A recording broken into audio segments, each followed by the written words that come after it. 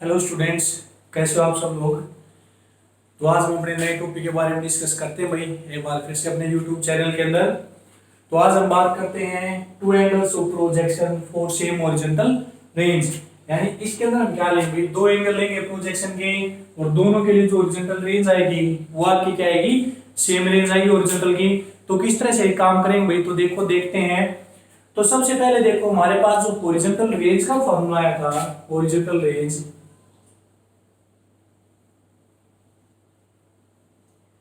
Horizontal range का जो हमने फार्मूला कैलकुलेट किया था पिछले वीडियो लेक्चर के अंदर, आर किसके इक्वल आया था भाई, u square sine 2 theta divide by g. ये हमारे पास फार्मूला आया था भाई हॉरिजॉन्टल रेंज का। लेकिन ये हॉरिजॉन्टल रेंज कब आई थी, जब एंगल किसके साथ बनाया था हमने, हॉरिजॉन्टल एक्सिस के साथ। तो देखो इसके लिए मैं आपको डायग्राम बना के समझाता हूं। अगर मेरे पास ये था एक एक्स एक्सिस है, दूसरा मेरे पास क्या है, वाई एक्सिस है, ये पॉइंट ओ है। अगर मैंने यहां से कोई भी ऑब्जेक्ट थ्रो किया भाई ओ पॉइंट से यू इनिशियल वेलोसिटी के साथ, तो बी पॉइंट के ऊपर जाके क्या हुआ, गिर गया। इसके साथ हॉरिजॉन्टल के साथ इसने क्या बना दिया भाई, थीटा एंगल बना दिया। और इसको हमने जो इनिशियल वेलोसिटी दी वो क्या दी भाई, यू इनिशियल वेलोसिटी हमने इसको दी थी।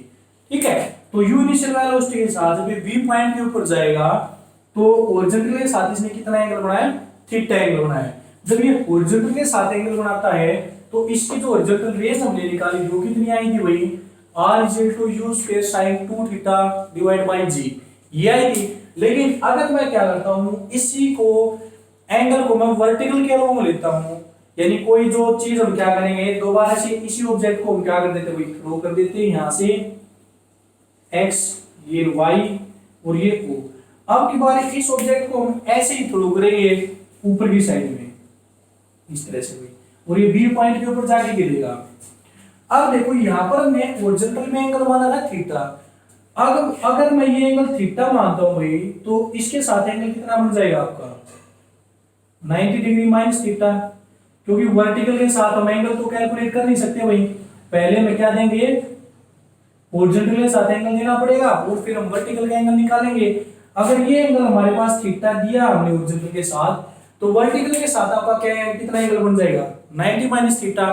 तो वर्टिकल के साथ जब हम एंगल लेते हैं तब अगर हम अपनी हॉरिजॉन्टल रेंज कैलकुलेट करते हैं तो हॉरिजॉन्टल रेंज कितनी हो जाएगी भाई, तो देखो r इक्वल टू में u square sin 2 divide by g। अब थीटा की जगह मैं क्या पुट कर सकता हूं भाई, 90 डिग्री माइनस थीटा पुट कर सकता हूं, क्योंकि हम किसकी बात कर रहे हैं, वर्टिकल की बात कर रहे हैं। क्योंकि वर्टिकल में मैंने एंगल लिया 90 माइनस थीटा।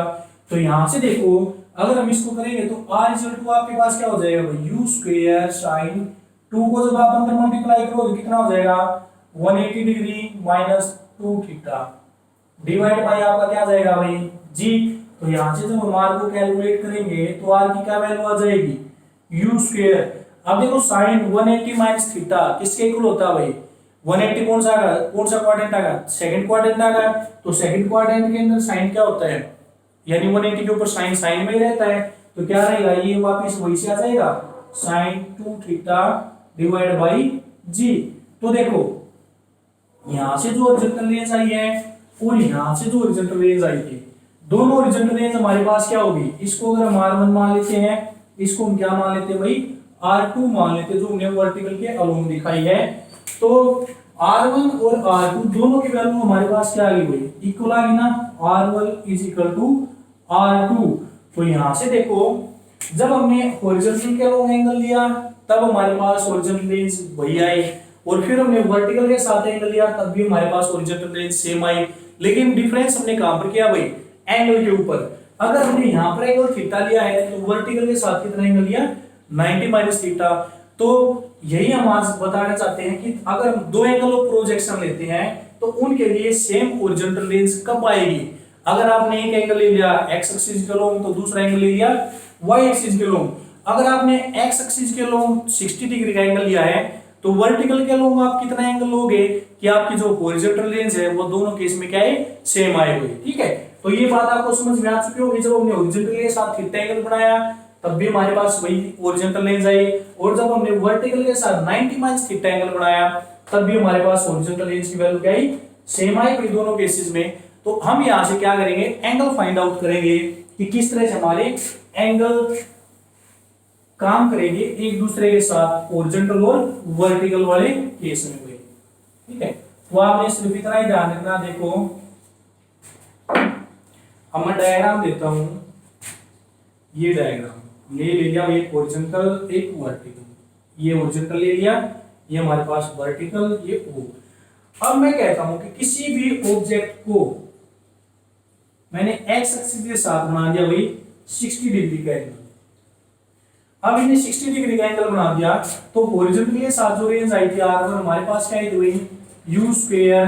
अब हॉरिजॉन्टल के साथ जो वैल्यू आई थी वो क्या आएगी, देखो क्या वैल्यू आएगी भाई, u square sine 2 theta divide by g, ये वैल्यू आई थी हॉरिजॉन्टल के साथ। ठीक है, अगर अब वर्टिकल के साथ हमने कितना एंगल लिया था, 90 माइनस थीटा। तो अगर मैं कहता हूं कि वर्टिकल के साथ मुझे कितना एंगल लेना पड़ेगा कि हॉरिजॉन्टल रेंज हमारी आए सेम आए, तो वर्टिकल के साथ हम कितना लेंगे, 90 माइनस थीटा, ये हमारे पास 60 है तो 90 माइनस 60 करोगे तो क्या आएगा 30। तो जब हम यहाँ पर वर्टिकल के साथ 30 एंगल बनाएंगे तब भी किस पॉइंट के ऊपर जाएगा, सेम पॉइंट के ऊपर जाके गिरेगा भाई हमारे पास। ठीक है, तो आपने ये ध्यान रखनी है, अगर हॉरिजॉन्टल के साथ 30 बना रहा है तो वर्टिकल के साथ कितना एंगल बनाएगा, 90 माइनस 60 यानी 30 एंगल आपका बनाएगा। अगर आपको वो ये बोल दे कि कोई एक ऑब्जेक्ट है, हम उसको वर्टिकल के साथ 50 डिग्री एंगल बना के थ्रो करते हैं और वो इस बी पॉइंट के ऊपर आगे क्या हो जाता है भाई, नीचे गिर जाता है, यानी ये एंगल दे दिया उसने 50 डिग्री। ठीक है, तो यानी उसने कह दिया कि वर्टिकल के साथ हमने 50 डिग्री एंगल बनाया और उसको फेंक दिया तो वो बी पॉइंट के ऊपर जाके गिर जाता है। तो हम हॉरिजॉन्टल के साथ किस एंगल के, हॉरिजॉन्टल में किस एंगल के साथ उसको थ्रो करें कि वो सेम पॉइंट के ऊपर जाके गिरे, तो वही बात आ जाएगी भाई, यहाँ पर 50 है तो यहाँ पर कितना होगा, यानी टोटल दोनों का जो सम है वो कितना होना चाहिए, 90 के इक्वल होना चाहिए। यहाँ पर 50 चला गया तो यहाँ पर कितना आएगा आपका 40 डिग्री बच जाएगा। तो हॉरिजॉन्टल के साथ किस एंगल पे थ्रो करोगे आप उसको, 40 डिग्री एंगल पे थ्रो करोगे, फिर वो क्या करेगा, सेम बी पॉइंट के ऊपर जाके आपका गिर जाएगा। ठीक है, जो फुटबॉल का मैच खेलते हैं भाई, फुटबॉल का मैच आप देखते होगे तो वो क्या करते हैं, फुटबॉल वो किक करते हैं लेकिन वो क्या जाती है, ज्यादा आगे ना जाके वो हाइट पे जाती है। तो हाइट पे क्या करते हैं, वो ज्यादा एंगल के साथ उसको करते हैं, यानी 45 से ज्यादा एंगल पे। अगर आप 45 एंगल पे करोगे तो मैक्सिमम डिस्टेंस दूर जाके गिरेगी। पिछली वीडियो में हमने बताया था कि मैक्सिमम हॉरिजॉन्टल रेंज क्या होती है, 45 एंगल के ऊपर। अगर वो 45 से कितना भी एंगल लेते, 50 ले लेते, 60 ले लेते हैं, तो हाइट पे ज्यादा जाएगी और वह हॉरिजॉन्टल डिस्टेंस कम ट्रेवल करेगी। ठीक है, तो ये हमारे पास होते हैं वही एंगल कि अगर आप वर्टिकल और हॉरिजॉन्टल दोनों के अलोंग एंगल को क्या करते हो, कंपेयर करते हो, तो आपको ये ध्यान रखना है कि वर्टिकल के साथ अगर आप इसको एंगल थीटा 2 मान लेते हो और इसको एंगल थीटा 1 मानते हो, तो थीटा 1 प्लस में थीटा 2 आपके पास किसके इक्वल होना चाहिए, 90 डिग्री के इक्वल होना चाहिए भाई। दोनों को जोड़कर आपका 90 डिग्री आएगा, तब आपकी जो हॉरिजॉन्टल रेंज वो क्या हो जाएगी, सेम हो जाएंगी। अगर एक एंगल आपका 50 है तो सेकंड क्या होगा, 40 हो जाएगा, क्योंकि दोनों को ऐड करके 90 के इक्वल आना चाहिए।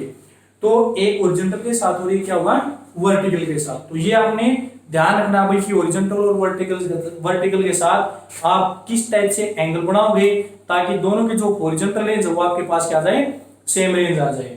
ठीक है, फॉर्मूले में। तो नेक्स्ट चलते हैं भैया, अपना क्या, वेलोसिटी ऑफ प्रोजेक्टाइल देखते हैं एट एनी इंस्टेंट। यानी कल हमने वेलोसिटी नहीं निकाली थी तो आज हम वेलोसिटी की बात करेंगे। पिछले वीडियो लेक्चर के अंदर जब हमने एंगुलर प्रोजेक्शन दिया था हॉरिजॉन्टल के साथ, उसमें हमने सारी चीजें कैलकुलेट कर दी थी। आज हम करते हैं उसकी वेलोसिटी, वेलोसिटी ऑफ प्रोजेक्टाइल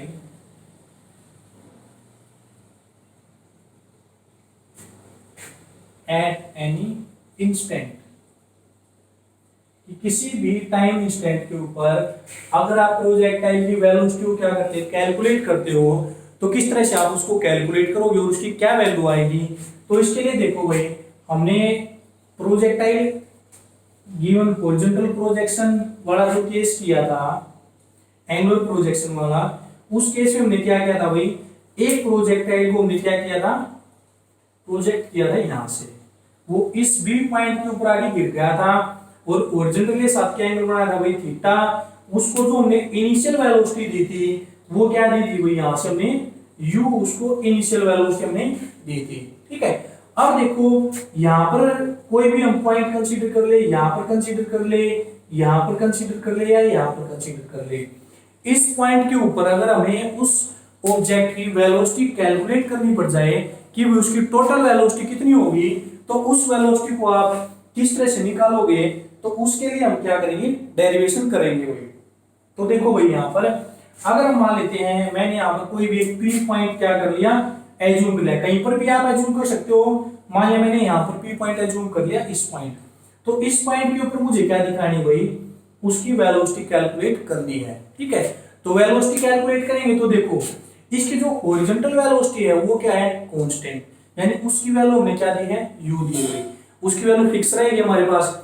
फिर जो आपकी वर्टिकल वेलोसिटी है अगर वो ऊपर जाएगा तो क्या करेगी, डिक्रीज करेगी, और फिर वो ऊपर से नीचे आएगा तब क्या करेगी, आपकी इंक्रीज करेगी। ठीक है, तो वर्टिकल वेलोसिटी के अंदर आपका चेंज होगा, लेकिन जो हॉरिजॉन्टल वेलोसिटी हमने जिसके साथ हमने उसको फेंका है u वेलोसिटी इनिशियल, वो आपकी क्या है, यूनिफॉर्म है। एक बार हमने वो दे दी, उसकी वैल्यू हम उतनी ही लेंगे किसी भी पॉइंट के ऊपर हम चले जाएं। तो देखो भाई अगर वो हम इस पी पॉइंट की बात करते हैं तो पी पॉइंट पे क्या होगा, ये आगे की तरफ भी जा रहा है और ये क्या रहा है, नीचे की तरफ भी आ रहा है भाई। ठीक है, या फिर हम ये बोल सकते हैं ये आगे की तरफ भी जा रहा है और ये ऊपर की तरफ जा रहा है। यहाँ पर देखिए ऊपर भी जा रहा है और आगे की तरफ भी बढ़ रहा है। ठीक है, तो देखो देखो अगर मान लेते हैं यहाँ पर देखेंगे तो ये इसका हमने हाईएस्ट पॉइंट कहां पर होगा भाई, हाईएस्ट पॉइंट इसका यहाँ पर आएगा। ठीक है, तो चलो यहाँ पर आप कंफ्यूज हो जाओगे थोड़ा, मैं इस पी पॉइंट को यहाँ पर ले लेता हूँ आपके।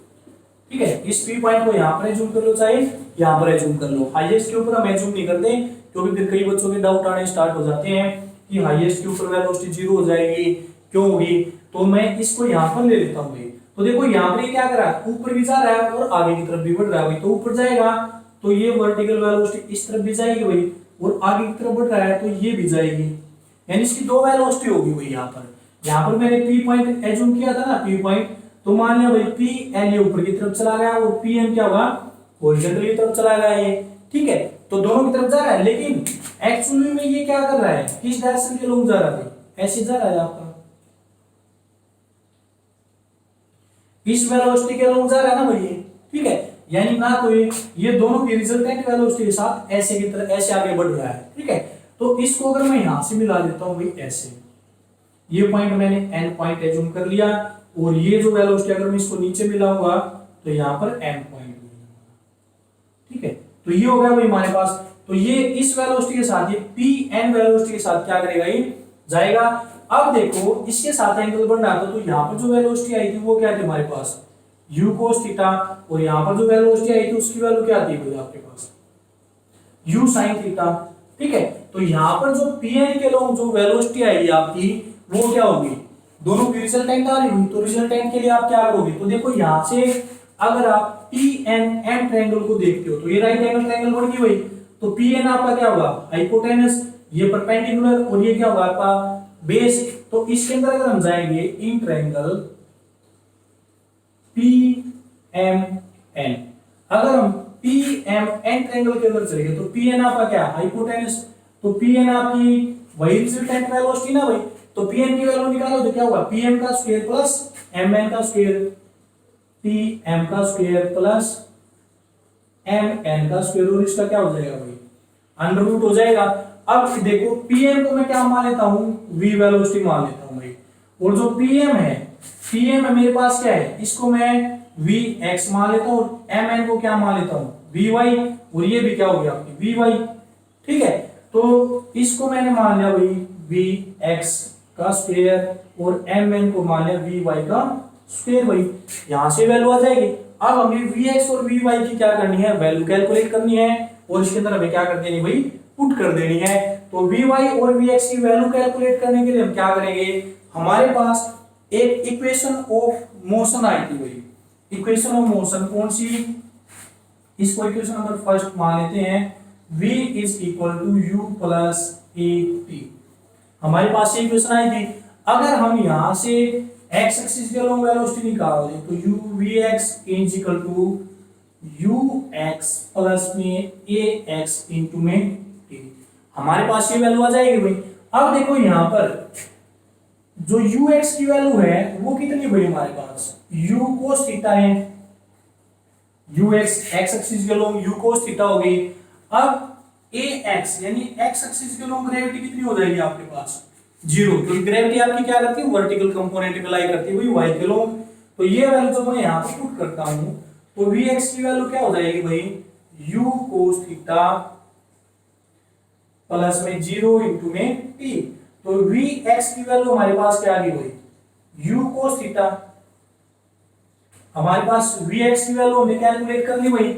वी एक्स की वैल्यू हमारे पास आ जाती है यू कोस थीटा के इक्वल भाई। अब उसी तरह हम क्या करेंगे वी वाई की वैल्यू कैलकुलेट करेंगे।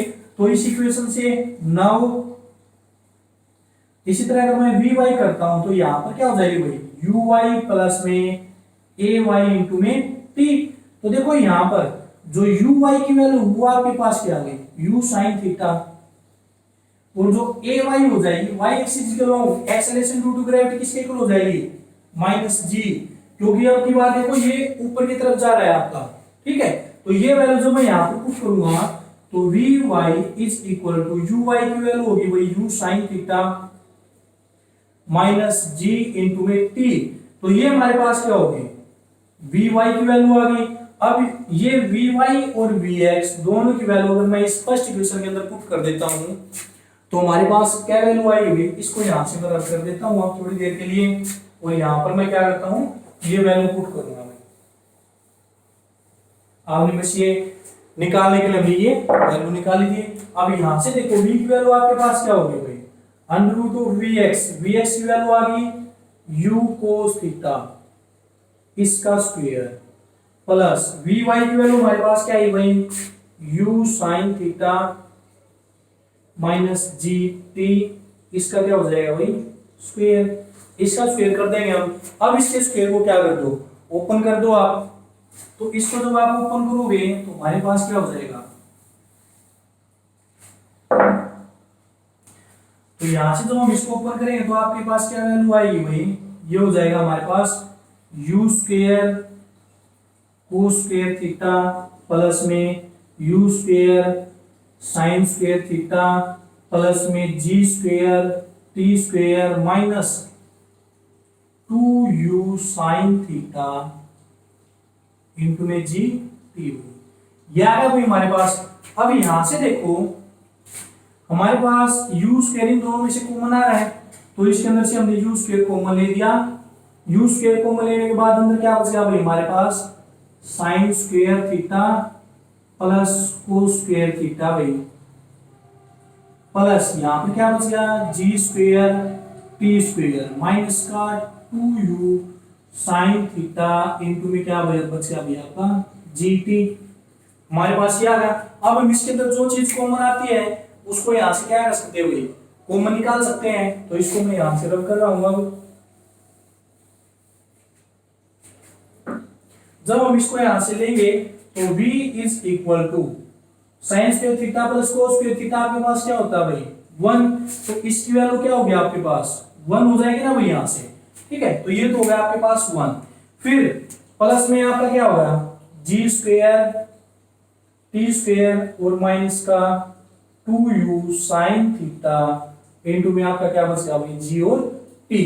तो ये हमारे पास क्या आ जाती है इसकी रिजल्टेंट वेलोसिटी आपकी निकल के आ जाती है कि किसी भी पॉइंट के ऊपर जब आप एंगुलर प्रोजेक्शन देते हो किसी भी प्रोजेक्टाइल को, तो किसी भी इंस्टेंट के ऊपर किसी भी टाइम इंस्टेंट के ऊपर अगर आप उसकी वेलोसिटी कैलकुलेट करते हो तो हमारे पास ये वैल्यू आएगी u square plus g square t square minus 2u sin theta into में जी टी। अब देखो अगर इस पॉइंट के ऊपर करोगे इस पॉइंट के ऊपर करोगे किसी भी पॉइंट के ऊपर आप करोगे तो हमेशा जो वेलोसिटी की वैल्यू आएगी हमारे पास क्या आएगी भाई यही वैल्यू आएगी आपकी। ठीक है, तो इस तरह से हम क्या करेंगे वेलोसिटी एट एनी इंस्टेंट हम क्या कर सकते हैं अपनी कैलकुलेट कर सकते हैं भाई किसी भी पॉइंट के ऊपर भाई। अब दूसरी बात अगर हम यहाँ पे बताएं भाई कि जो ये वेलोसिटी हमने फाइंड आउट की तो ये हॉरिजॉन्टल के साथ कितना एंगल बनाएगी। ठीक है, तो हम उस एंगल को क्या करेंगे कैलकुलेट करेंगे।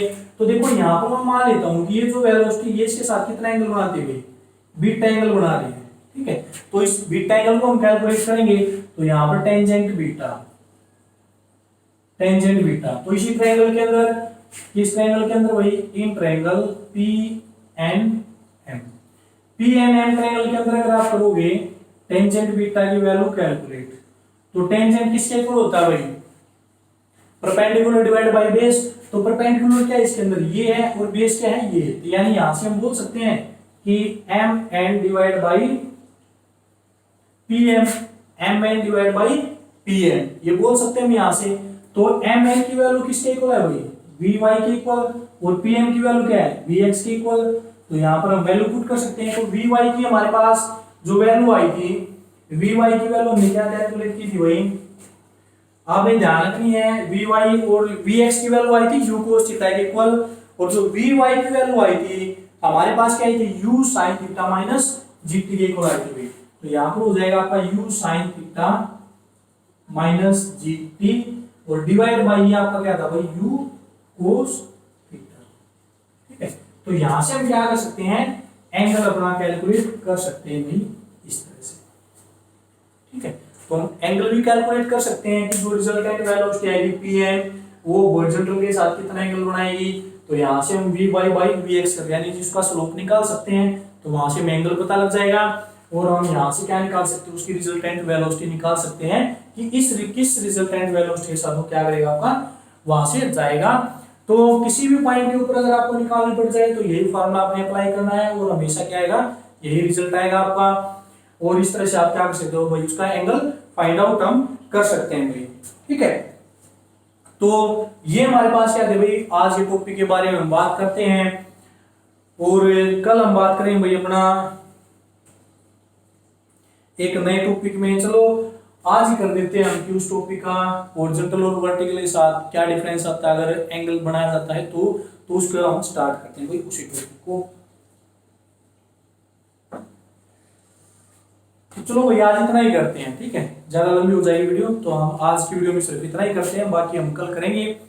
तो जैसे भी आपको वीडियो लगे आप मुझे बता सकते हैं, जैसे भी। तो थैंक यू भाई आप सभी।